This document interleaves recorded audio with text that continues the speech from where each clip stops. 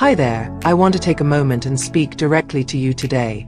Not as a professional, not as an expert, but as a woman who understands. You've spent your entire life giving love, giving time, giving up sleep, vacations, and dreams, all for the people you love most.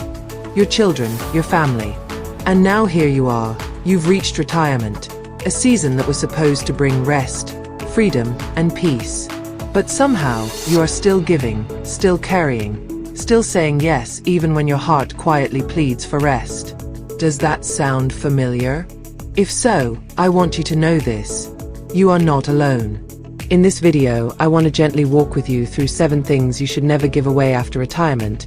Not because you are selfish, not because you are turning your back on your family, but because you have earned the right to protect your peace, your time, and your dignity. These are things we often give out of love, but if we are not careful, they can leave us feeling drained, invisible, or even resentful. This is your time now, not to step away from love, but to step into balance. You can love deeply and still set healthy boundaries. You can support others and still protect yourself. So, take a deep breath, settle in, and let us walk through these truths together. This is not about guilt. It is about wisdom. And I promise you, by the end of this video, you will feel more clear, more strong, and more at peace with saying, I choose me. Let us begin. 1. Control over your finances. Let us start with the most important and often the most overlooked: your financial independence. For many of us, money has always been a tool to care for others. We use it to help, to support, to love. We are used to putting others first. And after retirement, it might feel natural to let our children step in and handle things for us. Maybe they offer to pay bills online, manage your accounts, or take over budgeting. And perhaps it begins with your full permission, thinking it is temporary or helpful. But here is the quiet truth. Once you give away full control over your finances, getting it back can be much harder than you expect. Margaret, a 74-year-old woman I spoke with, trusted her daughter to help with online payments.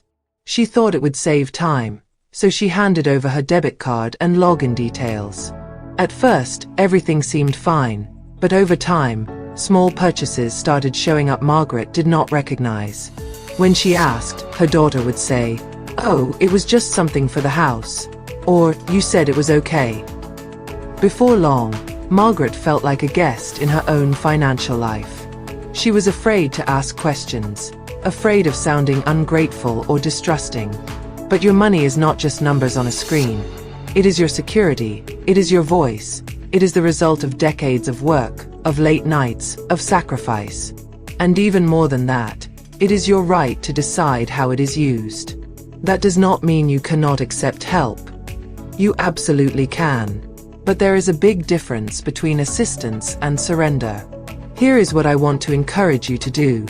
Keep your accounts in your name. If you need help, consider setting up limited access or view-only access with a financial advisor's help.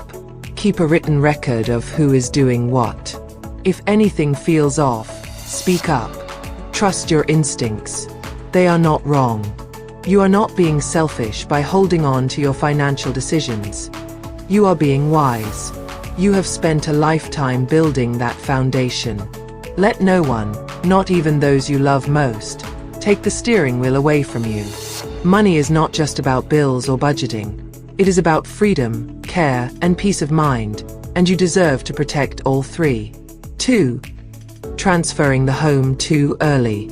Now let us talk about your home, the place where you have laughed, cried, hosted family holidays, and watched the seasons of your life unfold. It is more than wooden walls. It is where your memories live. It is your sanctuary. And yet, many older women are advised to sign over their homes to their children, thinking it will make things easier later for taxes, for inheritance, for planning.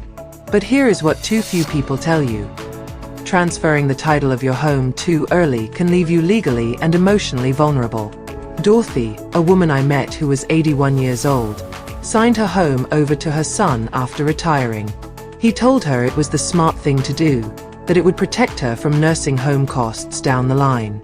2 years later, he went through a divorce. Suddenly, Her home became part of a legal dispute. She could not sell it, she could not make changes to it, and worst of all, she no longer felt like it was hers. She said to me with tears in her eyes, "I just wanted to make things easier, but I lost the only place that ever truly felt like mine." It is a painful reminder that even the best intentions can have lasting consequences. Life changes quickly, even for our children, and once your home is in someone else's name, their problems can become yours. You are not being difficult by keeping your name on the deed. You are being responsible. You are protecting the space you built over decades, the space where you should feel most safe. Here is what I recommend. Do not sign over your house without speaking to an elder law attorney. Explore options like living trusts or life estate deeds, which offer protection while keeping you in control. Understand every legal document before you sign. Ask questions, take your time. This is your home. You built it, you loved it, and you have every right to stay in charge of it. Keeping it in your name does not mean you love your family any less. It means you are honoring yourself and the life you have built. 3.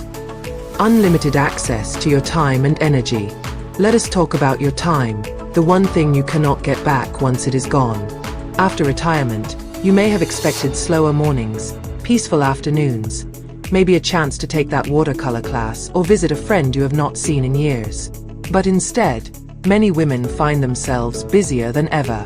You are driving grandchildren to school, you are running errands for your adult children, you are on call for every small emergency that comes up. And it all began with love, of course it did. But when love turns into obligation, something sacred is lost. Carolyn, age 76, used to look forward to Tuesdays. That was her book club day, a small group of women who met every week, laughed, shared stories, and sipped tea. But slowly, those Tuesdays got taken. Her daughter asked, "Mom, can you just pick up the kids this once?" Then again the next week, and the next. Soon, the book club was gone, and so were the walks Carolyn loved, the quiet mornings, the afternoon naps. She told me, "I retired to enjoy my life, but somehow I feel busier than ever, and not for me." This story is all too common because saying yes is what mothers do. But here is what I want you to hear. You have the right to say no, or not today, or only on your terms. Your time is not leftover. Your energy is not endless. At this stage of life, rest is not optional. It is necessary. There is nothing wrong with helping your family, but when helping becomes expected, when your time is assumed to be available for everyone but yourself, the resentment begins, and often it grows in silence. That is why boundaries matter. You can say, "I can help on Mondays and Wednesdays, but I need the rest of the week to myself. I love being with the grandkids, but I cannot commit to a full week. I need quiet mornings for my health and peace of mind." These are not selfish statements. They are statements of self-respect. You are not a background character in everyone else's story. You are the author of your own chapter now. Your time has value, your energy is precious, and both deserve to be protected, not out of guilt, but out of wisdom and care for your own well-being. 4. Becoming the emotional fixer or family therapist. There is something deeply ingrained in many of us as mothers, the need to make everything better, to fix, to comfort, to carry, even when our children are grown, even when we are no longer strong enough to keep doing it. You have spent decades listening to their fears, their breakups, their job struggles. You have stayed up late on the phone, prayed for them, talked them through everything from middle school drama to midlife crisis. And now they still come to you with their stress, their arguments, their panic, and you listen because that is what you have always done. But here is the truth. Your nervous system was not built to be their full-time therapist. Howard, a man I once met who was 78 years old, used to get phone calls every other night from his son. His son was struggling with a failing business, and Howard would listen for hours, offer advice, sometimes even send money. After a few months, Howard said he started waking up at 3 o'clock in the morning with chest pain, not from illness, but from stress. He said, "I felt like I was the one drowning, and I was not even in the water." That is what happens when you become your child's emotional emergency room. You are allowed to care without carrying it all. You are allowed to listen and still protect your peace. Here is something you can say when the emotional weight becomes too much. I hear how hard this is for you. I hope you can talk to someone who can really help. I love you, but I am feeling overwhelmed and I need to rest right now. Maybe it would help to speak with a therapist or counselor. You are not rejecting them by setting this boundary. You are loving yourself and them by saying, I am not your solution. I am your mother, and I trust that you can find your own way. Your emotional space is sacred. It is not a dumping ground. And at this stage in life, you deserve conversations that bring peace, not ones that leave you heavy and exhausted. Protect your heart, protect your peace, and trust that your children are capable, even when they are struggling, because giving them space to grow may be the greatest support you can offer. 5. Becoming the primary caregiver for grandchildren. There is a deep and special bond between a grandmother and her grandchild. It is full of warmth, laughter, second chances, and unconditional love. Many grandmothers say that becoming one is one of the greatest joys of their lives. But for many, that joy is quietly mixed with something else. Exhaustion, pressure, and even guilt. More and more women in their 70s and 80s are finding themselves back in the role of full-time caregivers. What starts as helping out, maybe a few afternoons a week, slowly becomes something more. Days turn into weeks, weeks turn into years, and one day you realize you are packing lunches, cleaning up toys, chasing toddlers, and missing your own doctor appointments. You might say to yourself, I love them, of course I will help. But what you may not say out loud is, I am tired, or this is more than I can handle. Linda, age 73, agreed to help her daughter with childcare for one summer. Just for a little while, she told herself. But that summer turned into fall, then winter, then a second year. By then, she was too tired to go out in the evenings. She stopped attending her monthly book group. Her garden went untouched. I didn't realize how much of myself I was giving up, she said. I love my grandson more than anything, but I had no time left for me. Here is the hard truth. Raising children, especially at our age, is not just emotionally demanding. It is physically exhausting. It impacts our health, our relationships, our peace of mind. That does not mean you should not help at all. It means you should not feel obligated to carry it all. It is okay to say, I can help 2 days a week, but I need the others to rest. I will babysit for the afternoon, but I cannot commit to full days anymore. I love being grandma, but I cannot be mom again. Your retirement years were not meant to be a repeat of your 30s. They were meant to be a time of rest, reflection, and joy. And yes, loving your grandchildren deeply is part of that joy, but raising them full-time, unless that is truly your choice and within your physical ability, should not be something you feel pressure to take on. There are other ways to help. Share care duties with other family members, explore part-time childcare options, offer support in smaller, more manageable ways. Remember, saying, I cannot, is not a sign of failure. It is a sign of wisdom. And sometimes the most loving thing you can do for your family is to take care of yourself so that when you do show up, you are present, joyful, and whole. You gave your best to raise your children. Now you deserve to give something back to yourself. Time, space, and peace. 6. Giving away your emergency fund or retirement savings.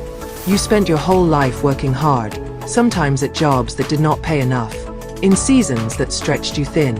You clipped coupons, you skipped vacations, you put off things for yourself so your family could have what they needed. And now here you are, with retirement savings, maybe not a fortune, but enough to sleep at night, enough to keep the heat on in winter and food on the table, enough to feel safe. But then one day, your son calls. He is behind on rent. Your daughter needs help with her car repair. A grandchild is applying to college and coming up short. You look at your account and say, I can manage. You write the check, you say yes, and maybe it feels right in that moment because that is who you are. You help, you give, you fix. But here is the hard part no one talks about. Once that money leaves your hands, it almost never comes back. And when something unexpected happens, and it will, you may not have the time, energy, or health to recover from it. Let me tell you about Helen, a woman I met at a senior center in Florida. She is 80 years old. Over the course of 5 years, she gave small amounts of money to her adult son, first for groceries, then for bills, then for a business idea. It never felt like much. $1,000 here, $500 there. But it added up. In total, she had given away over $25,000. When she needed hearing aids that Medicare would not fully cover, she found herself short. She had to choose between paying for what she needed and dipping into the last bit of her emergency savings. I felt ashamed, she said. I helped everyone else, but now I was the one in need, and I had nothing left to give myself. Dear friend, I want you to hear this. Your savings are not extra, they are essential. They are not selfish, they are wise. They are not only for you. They are so your children do not have to worry about how to support you later. If you give, do it with a clear plan. Set limits. Know exactly how much you can afford to give and how often. Make one-time gifts, not open-ended promises. Offer financial advice instead of cash. Help your children find support resources, job training, or financial counseling. You are not saying, I do not care. You are saying, I care too much to put myself at risk. You deserve to enjoy the fruits of your labor. You deserve to feel safe when you go to the doctor. You deserve to say, I need this money for me, for my future, for my health, for my peace. And the truth is, your children, if they truly love and respect you, will understand. They may even be relieved because deep down, no child wants to be the reason their mother struggles in old age. Protecting your savings is not about building walls. It is about building security, not just for you, but for the generations that come after you. You gave your family your time, your strength, and your love. Now let your money give something back to you. The peace of knowing you are safe, stable, and free. 7. Decision-making power over your life plans. Retirement is often painted as a peaceful time, the reward for a life of hard work, a time to relax, to travel, to finally do the things you once put off. But what no one tells you is how quickly that sense of freedom can be taken, even by the people who love you most. For many women, that freedom begins to shrink, not through force, but through small, well-meaning suggestions. Mom, I think you should stop driving. Why don't you move closer to us? You don't need that big house anymore, do you? These questions sound gentle, they are often said with care, but when they are repeated again and again without truly hearing your feelings, they start to feel like pressure, and slowly you begin to question whether your voice still matters. Elaine, a 79-year-old woman I met in Arizona, moved across the country to live closer to her daughter and grandkids. On paper, it seemed like a dream. Help when she needed it, family nearby, a smaller, easier home. But 6 months later, Elaine found herself deeply out of place. She missed her church, her neighbors, her weekly coffee group. She missed her local doctor, the one who understood her history and listened without rushing. She even missed the sound of the birds outside her old kitchen window. It was the right move for them, she said, but it wasn't the right move for me, and I didn't speak up soon enough. That is what can happen when you let others, even loving family, make decisions for you instead of with you, and it happens more than we think. You may start with small compromises. Skipping a trip because your daughter thinks it is too tiring, changing doctors because someone else schedules it, avoiding travel because you should stay safe. And over time, you start to forget that this season of life is still yours. Here is what I want you to know. You are still the author of your story. You still get to say where you live, who you spend time with, what kind of care you want, and how you spend your days. Even if your health changes, even if your needs evolve, your voice should never be an afterthought. So what can you do? Have honest conversations early, before decisions are made without you. Write down your preferences.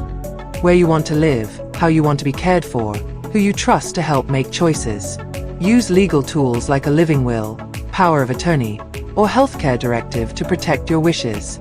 And most importantly, never be afraid to say, I hear your concerns. I know you care, but this is my decision. That one sentence holds so much power because boundaries are not walls. They are lines of respect. And claiming your decision-making power is not rebellion. It is responsibility. You spent your life supporting others.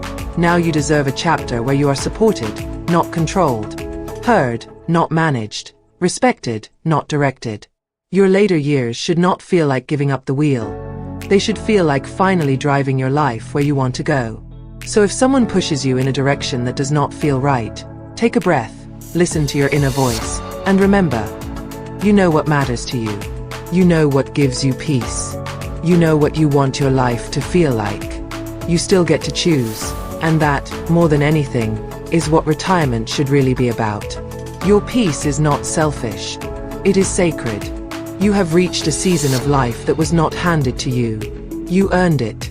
You earned it through long nights with sick children, through skipped vacations and quiet sacrifices no one ever saw, through worry, through work, through the constant act of showing up even when you were tired, even when no one said thank you. And now this chapter, retirement, is supposed to be your time. But too often, women like you are still expected to give everything. Your time, your home, your energy, your savings, your voice. And yet, there is something deeply wise, deeply necessary, about choosing to stop giving beyond your limit and start protecting what matters most. Your peace, your health, your autonomy, your joy.